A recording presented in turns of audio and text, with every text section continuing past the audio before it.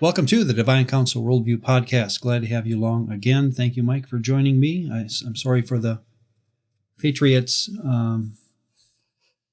play in the Super Bowl. I forget if we've talked about it or not. I don't think we have we? No. It was last time we got to meet up. It was before the Pats.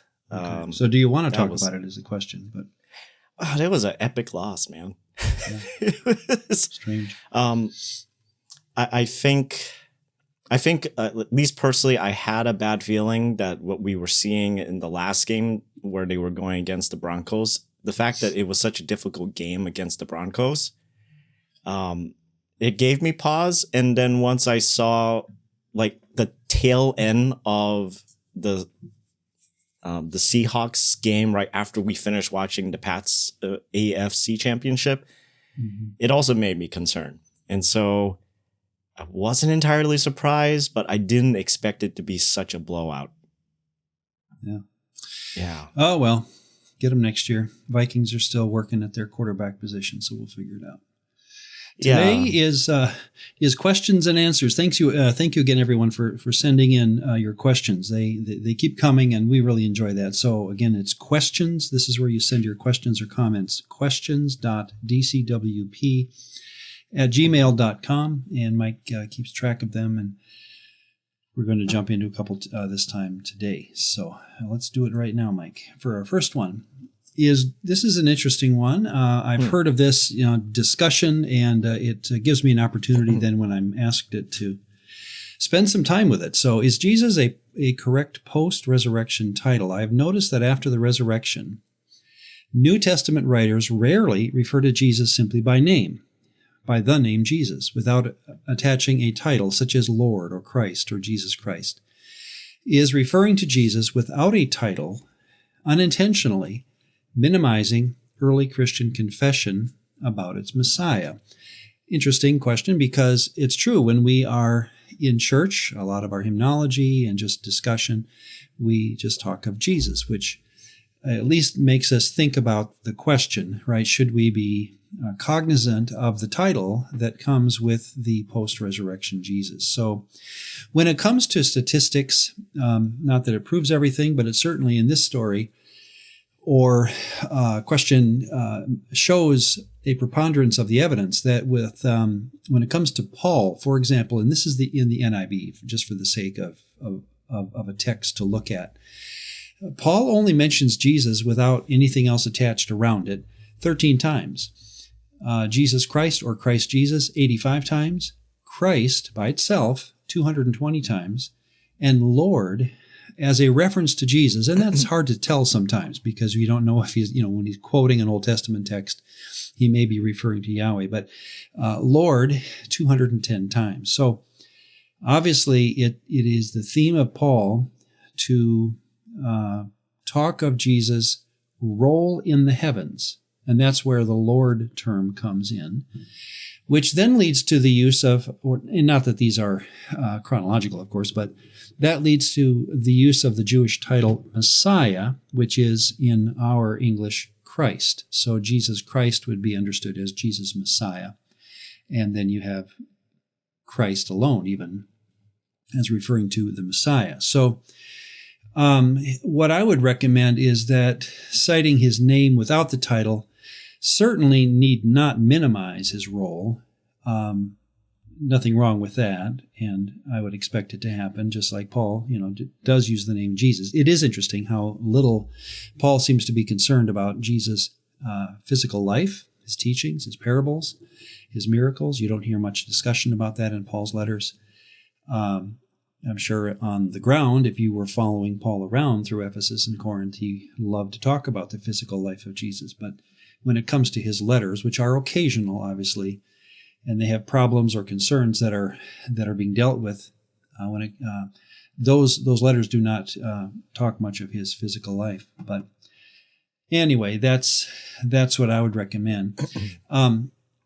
Otherwise, let me throw this out too, that a DCW-oriented reading of the New Testament, since that's the role of this podcast, if I'm going to go into the New Testament with a DCW lens, watching for themes that matter when it comes to the position of the Lord in the heavens, what I like about these post-ascension titles of Jesus, like Lord Jesus Christ, even Messiah, really, what they do, they remind us of this, and I've said this so many times to be obnoxious, I think, but a left-to-right reading of a story that is developing over both testaments.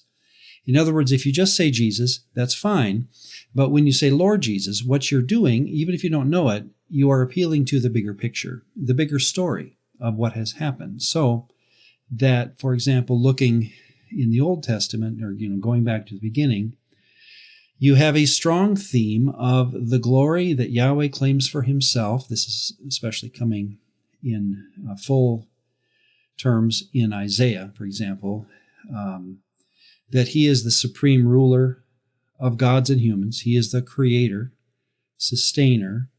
Those two ideas do not parallel themselves well in the ancient world when it comes to the gods, because most religions of the ancient world had a god or gods that were involved in creation, a separate group of gods that were involved in providential care of the universe.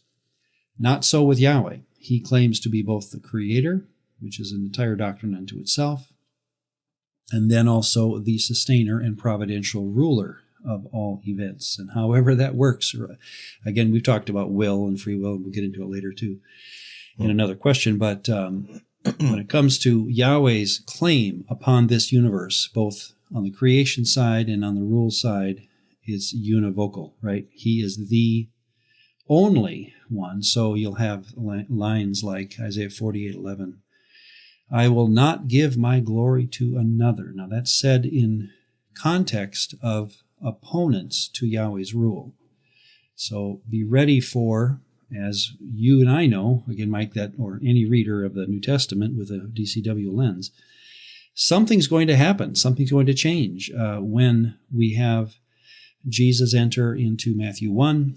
And by the time the story is done, and you have, and I've put these texts on the screen, later Yahweh bestows upon someone else, of course it's Jesus, the glory that was once his alone is now given to this person seated, quote, at his right hand, which is, again, ancient way of speaking of delegated rule under the auspices of a king, fully aligned with that king, loyal to that king, and doing that king's will. So this is in Psalm 110, of course, and then you get into the New Testament, this right-hand language, Acts 2, Romans 8, Ephesians 1, Colossians 3, all through Hebrews, 1 Peter 3:22. So anyway, that's my thoughts, Mike. I enjoy singing with only the name of Jesus mentioned. I mean, in other words, when it happens, mm-hmm. I know who I'm speaking of in my mind, and I'm thinking of that whole story, right? I suppose, and, I guess you'd be the person to appeal to here when it comes to your Boston audience, that you've mentioned, 20-somethings that sometimes just venture in off the street.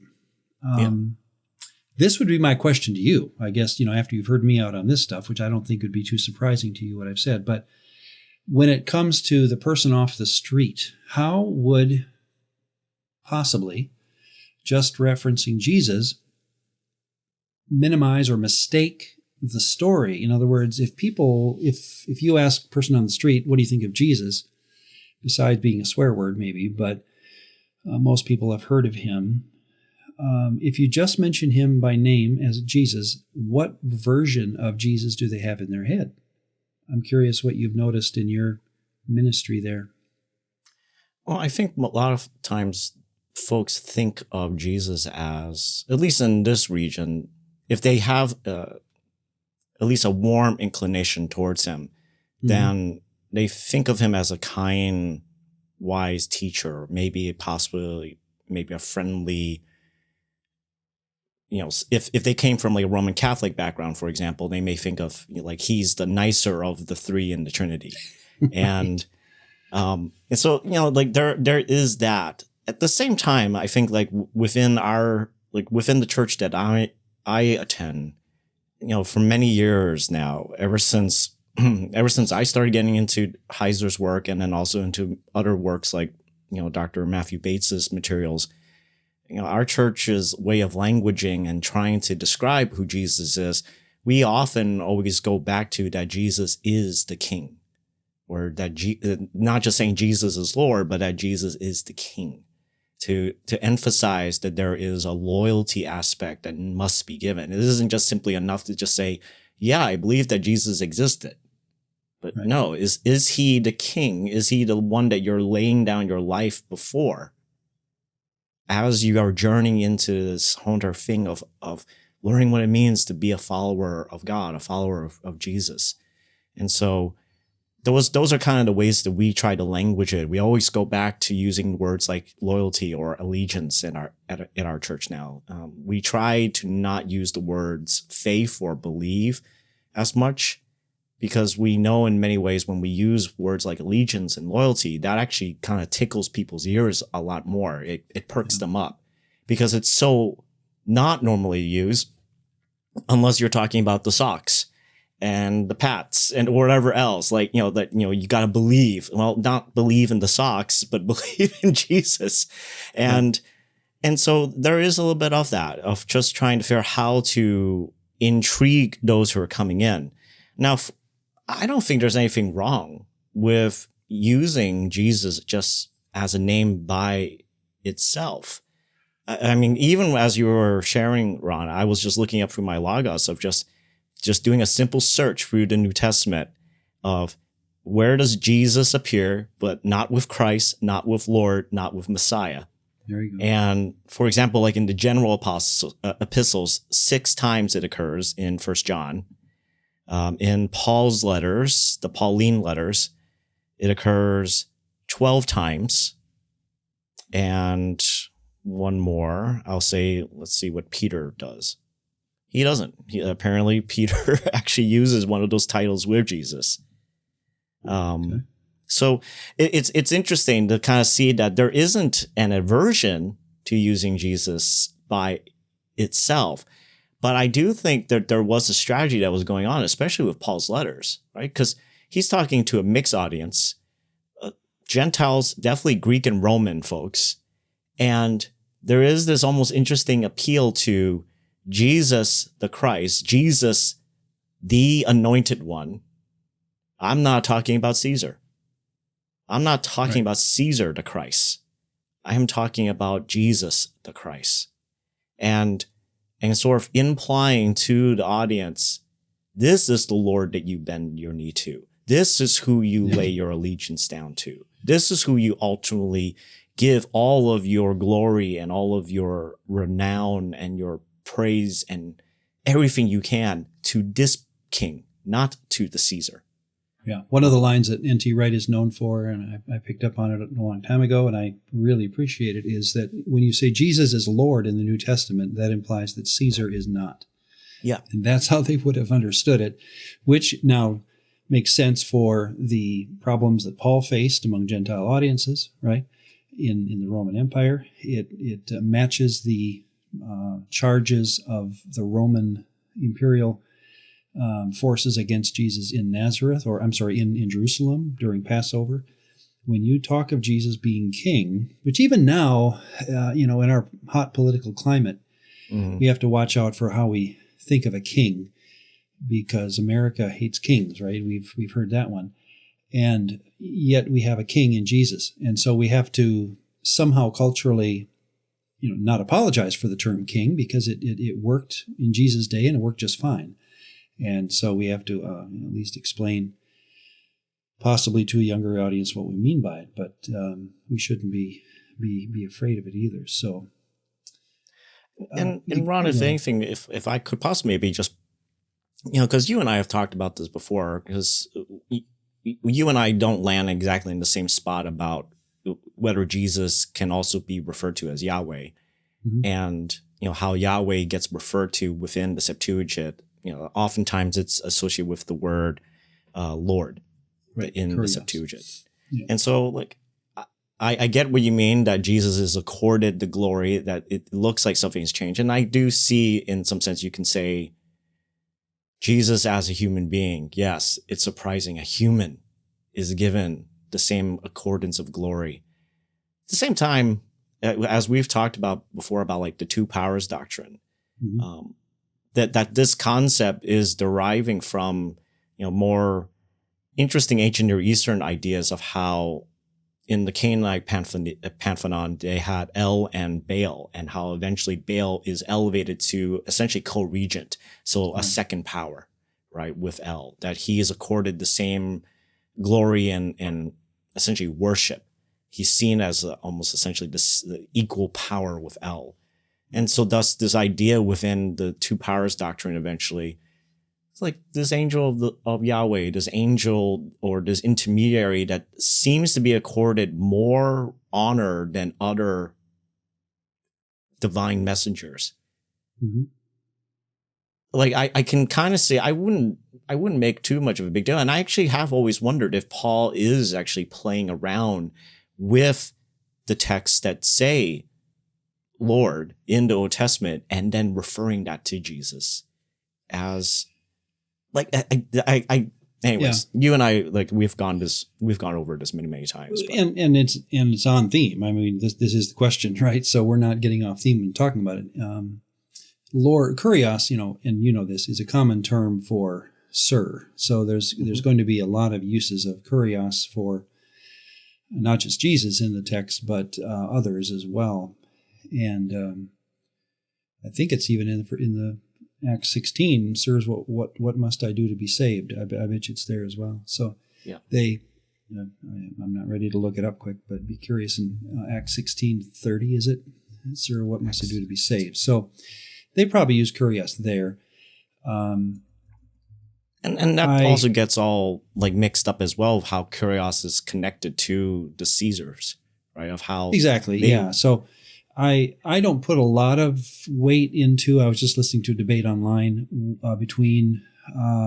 It was a debate about the Trinity and how to appeal to Jesus and things like that. And one of the lines that the Trinitarian used was the use of kurios. And of course, the rebuttal coming back from the other side was, well, others are accorded the title of kurios too. So in other words, there is even intramural debate among good Christians about the use of kurios. But suffice it to say, Philippians 2, or 1 Corinthians 8, these famous texts that talk of Jesus being kurios, and then comparing him to the Father as though, is that trying to say he's the same being or same essence or different person, however that goes, in our lingo.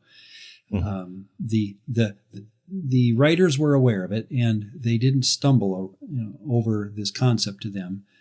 They stumbled over other things, but when it came to how to accord worship of Jesus on the level of Yahweh, however you want to put that or say that, they didn't stumble over it.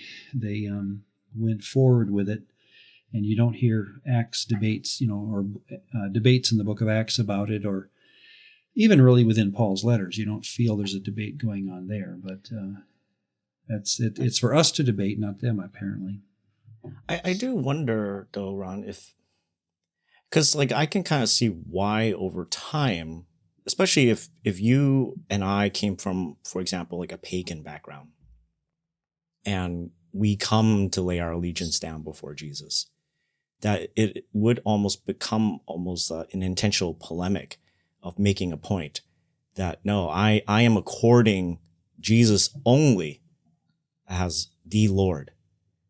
And to make it almost like a very public statement that, yeah, I know there are many, many gods out there. And yes, I know there are many human rulers that would love my worship too. But I'm going to make it a point that only Jesus is given this title.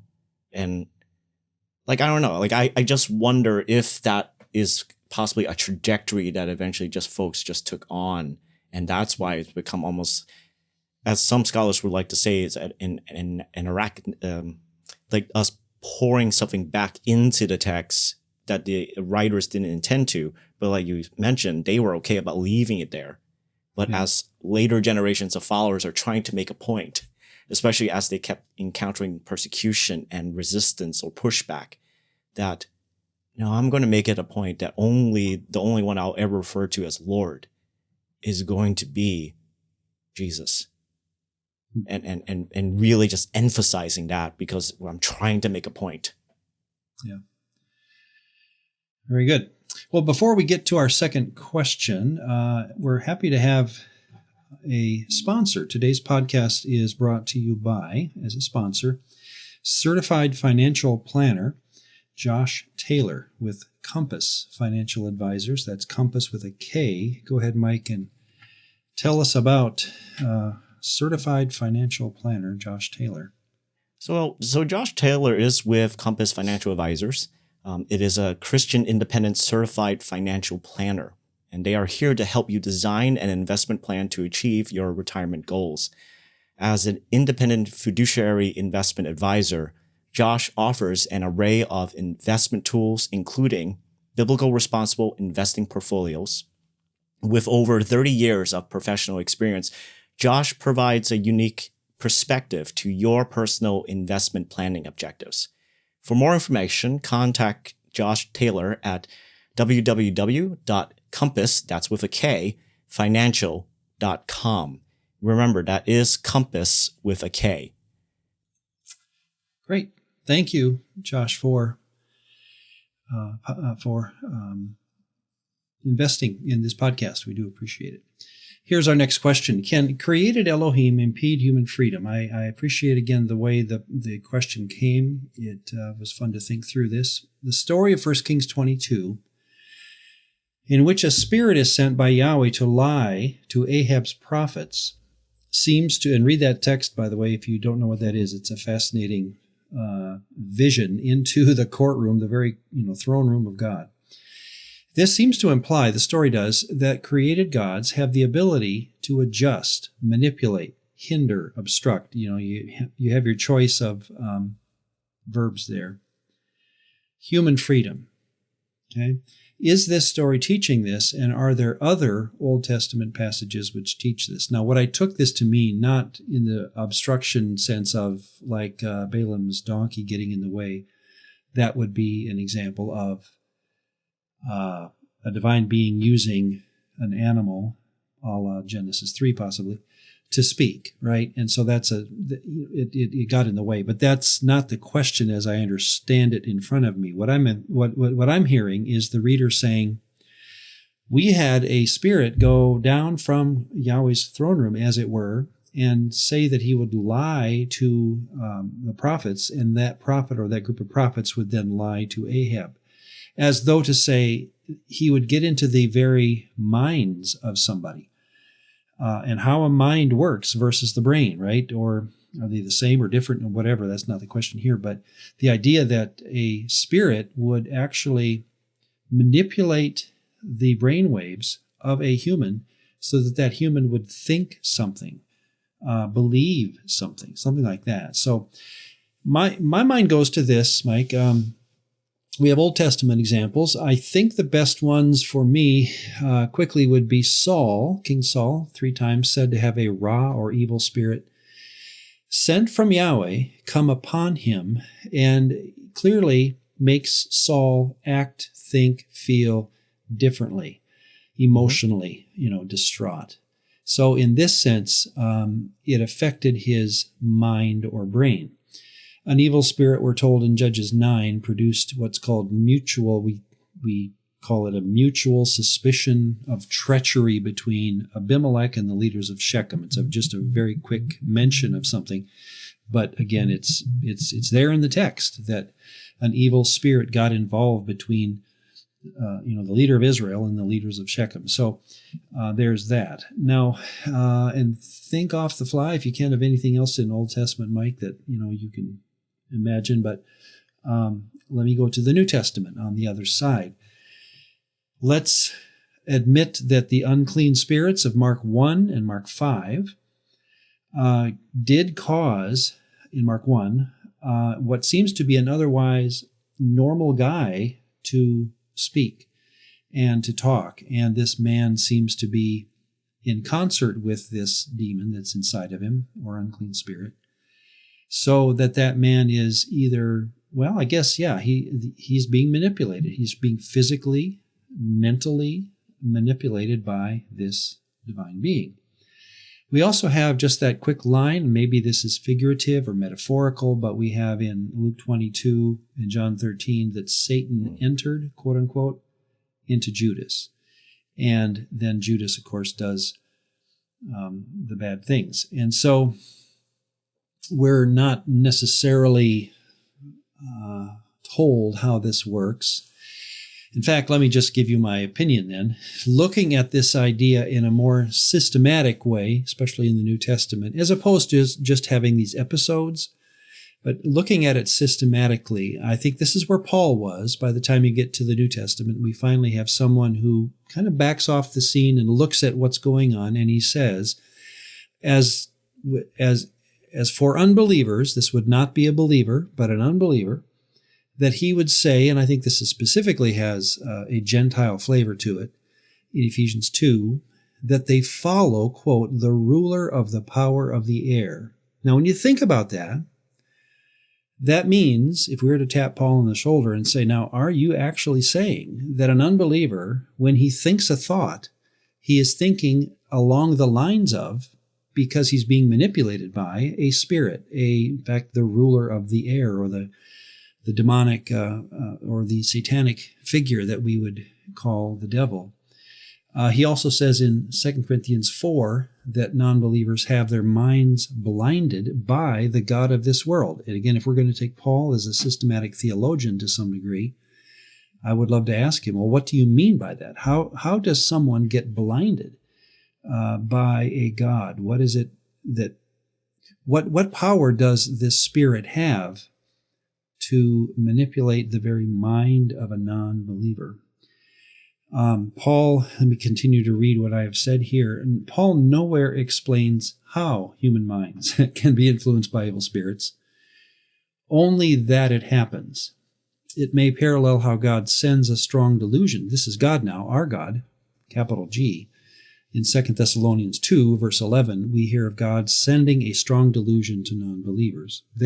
And we don't have as much trouble with that. We believe our God can manipulate anyone's thoughts at any time. I mean, he can do anything, including that. But we've also, as I've just shown, seen a New Testament that has no theological problem or systematic theological problem with someone saying, well, Satan has access to non-believers' minds on the level that they can be blinded by the god of this world. So, you know what? Well, yeah. Do you have any things before I give you my summary thought? Well, I mean, just even just like those episodes at the end, that episode in 1 Kings 22, you know, like I've listened and I remember hearing Mike talk about this. And I mean, one of the things I remember him pointing out is that simply a lot of our English translations render that word that's translated evil is coming from the same word that is known as ra in Hebrew, which can be just simply translated as bad. It doesn't actually necessarily have a connotation of morality. It's just a bad thing. Like a bad thing happened to you. Like you get cancer. That's bad. It's not really a moral issue necessarily, but it is a circumstance, a result, something that's happened that is not good. It's actually bad. So I think sometimes because the English translations tend to say things like the tree of good and evil instead of simply the tree of good and bad, or that I will talk about evil instead of just simply bad. This will be a bad thing that will happen to Ahab. So I would want to first kind of caveat that there's a little bit of sometimes people get weirded out by these passages because does this mean that God is using demons, right? Like they see the word evil and then they'll automatically associate that the spirit or the divine being that is doing this work is somehow an evil being. Like he's working with the demons, he's working with Satan. It's a bad result, especially for Ahab. Bad result, God can send a spirit with having a bad result out of that issue. Yeah, and the same thing with Saul. It's the same word. that it was a bad spirit that affected Saul, that caused him to go into these frantic moments of utterances, prophetic utterances that probably didn't make any sense to him or to anyone else around him. I actually wonder, and this is just my own personal speculation, I have wondered if it was, because there's a debate among some scholars, right, of whether the spirit that was sent was God's Holy Spirit, or was it just a spirit, like a random spirit, a spirit that was serving him. And I can see it playing either way, but it would be such an interesting thing of what happens if the Holy Spirit were to have come upon Saul and he's just so bent on his own selfish ambition that what we see is just the collision of those two things happening. Oh, interesting idea. And so at least I would just caveat that. It's kind of a weird question to me, because the question implies somehow a hindrance, or as though I'm preventing a human being from actually having human choice, or that somehow like all of a sudden made this moment into a predestined moment. And in my mind, it's like, why is it that we just assume that the Elohim or divine beings are not also involved in how things and events play out? That they are also players on this chessboard. And well, you have, and you bring up an interesting point. In Job, think of what happens. And again, maybe this story is metaphorical to some degree, and what in other words, we can enjoy the theology of the book of Job without making it necessarily overly physical. By that I mean, in Job 1, when Satan leaves the courtroom and he is given permission by God to affect Job's family and situation, we hear of a great east wind that comes. Mm-hmm. Well, did Satan cause wind? And if he does, then he has the power of making weather, which is an interesting idea or possibility. He gives Job boils in chapter 2. Does that mean that Satan can give disease? The problem with that kind of, this equals that thinking is I'm always nervous to make theology out of something that wasn't theologically in context. In other words, if I pull out of that chapter the theology that Satan can cause cancer, I think the biblical writer and God himself can say, well, Ron, that wasn't the point of the text. We weren't talking theologically about what, Satan can or can't do. And, give the writer the latitude to speak sometimes metaphorically. And I'm just throwing that out there, that we have to be more careful at times. So that's what I'm thinking of when you bring up the idea of Satan being involved in the providential course of nature. I mean, we have some stories like that that make you wonder. And I mean, and also, for example, going back to your example about Job, I am actually not, and this is a little bit part of my own doctorate, because I am working within the book of Job.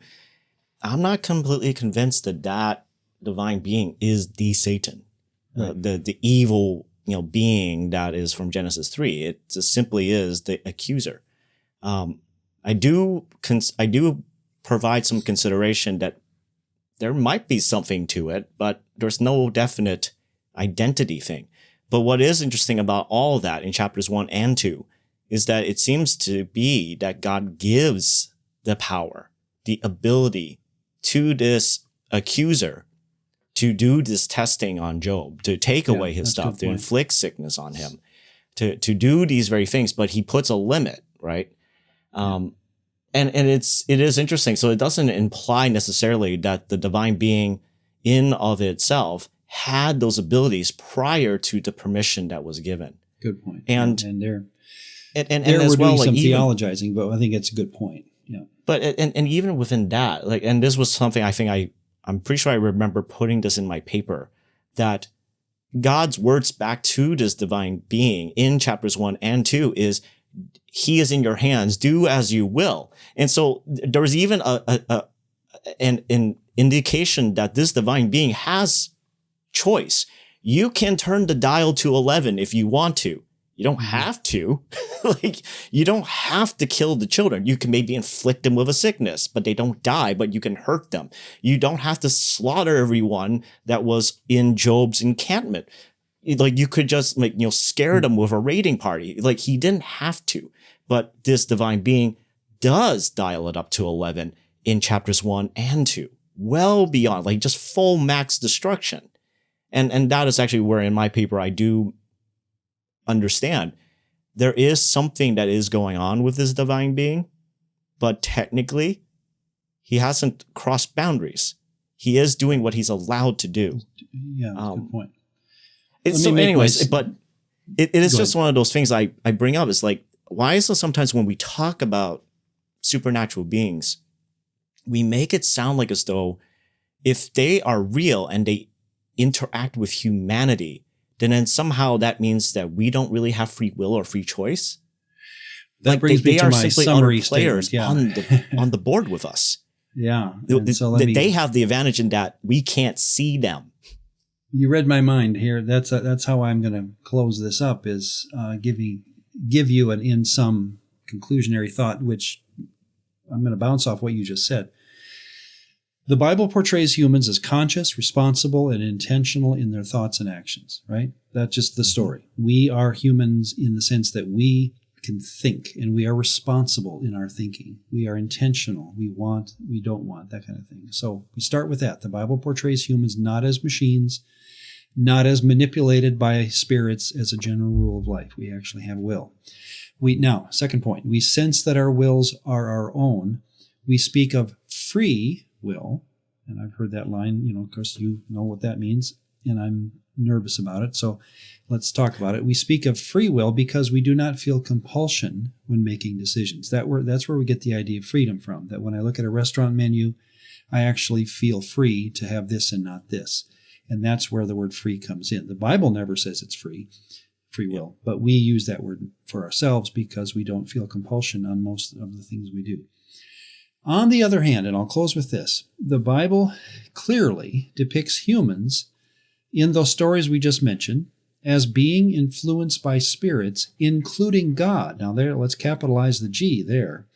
Mm-hmm. This is how prayer works. When you pray, I'd say 90% of your prayers include the manipulation or movement, at least, of human free will. God, give us a safe trip home. You're praying for the other cars that you're meeting. So in some sense, when you pray, you're admitting that God has power over human will, right? And I would recommend this, and I've said this back in our Genesis study a long time ago, that probably the greatest reason, or the main reason, the primary reason that a spirit can contact a human is because we have been made in the image of Elohim, plural. Let us make man in our image. So in God saying to this host of beings, let's make these humanoid things, but you know what? Let's not make them like beasts of the field. Let's not make them like birds of the air. Let's make them like us. That as soon as you have that line said, now the idea that these beings can come down from heaven and manipulate, again, I mean, it's a strong word, but influence free will is designed as part of our nature. We are made to be able to be in contact, have communion even, and covenantal relationship with God, capital G, as well as God's small g. That's just the way we're made. So I'll close with this, and you get the last word. I prefer to think of our wills as real. I like that term better. My will is real, while being generally unaware of influence coming upon me through a spirit, or a spirit, capital S, or the Spirit. In other words, I think I have to end this conversation or this question with this. I don't know how it works, but I know that it works. I know that I can be contacted by a spirit because of the way I'm constitutionally made. And my dog can't, or is not so influenced in the general, days that he lives. But I am, because I'm made in their image, and therefore I must share in some kind of communicative ability, but I may not know it. And that is the question I leave it with, or the interesting situation that I live in. I don't know if I'm necessarily being manipulated. and again, people don't like that word, so maybe I should use a different word. Am I being influenced by God when I choose a breakfast cereal?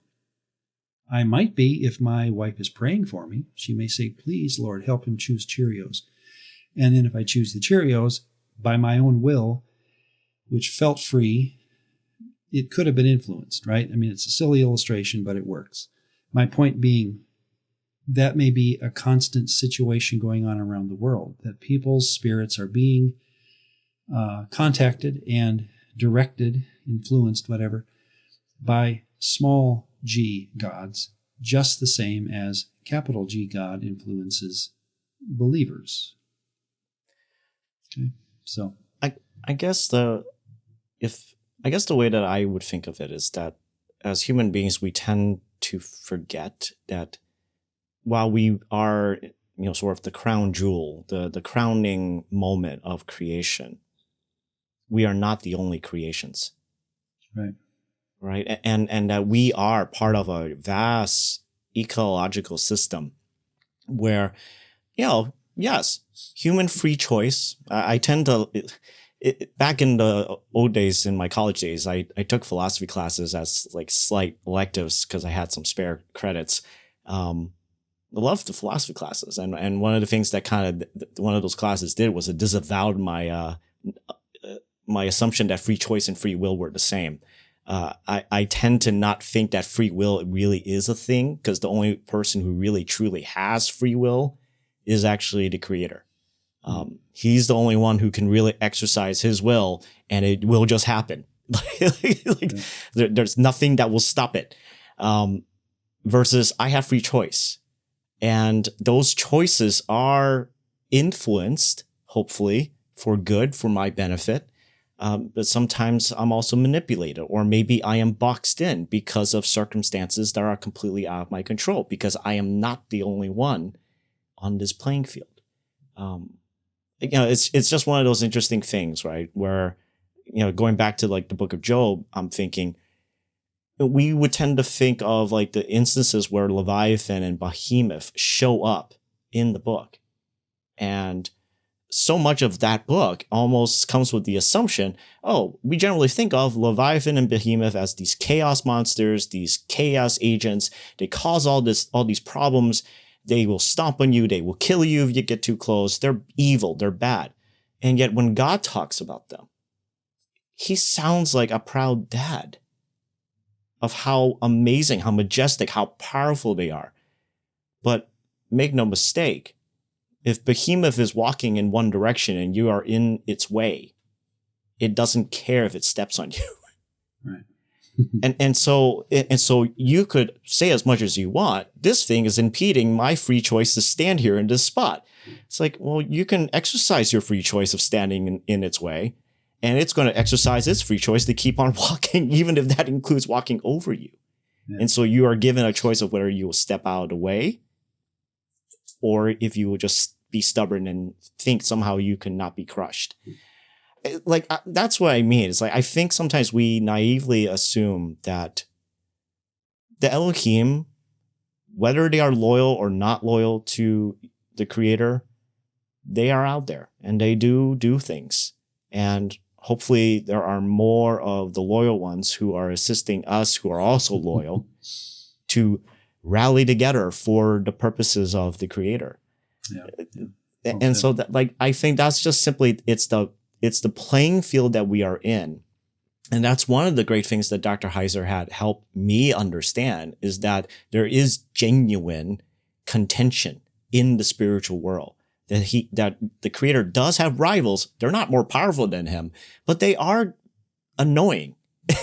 And they are trying to prolong their existence. I mean, they are exercising their free choice ever since he pronounced what he did in Psalm 82, that these rebels will die, that they will die like mortals. And I don't know what does that mean for a divine being to die, but I'm sure they also don't quite understand what that means, and they don't want to know. And so they're exercising their free choice to try to delay and stop this punishment that God had spoken will happen one day. All interesting. And I appreciate the question again. Thank you, folks, for the questions like that. And if you have them, send them as we close this episode. questions.dcwp@gmail.com is where you can send them. Thank you, Mike. Let's close it here. And thank you, everyone, for joining in the meantime. Until we meet again, delight in God's influence on your life, even in ways you may not recognize. Bye-bye.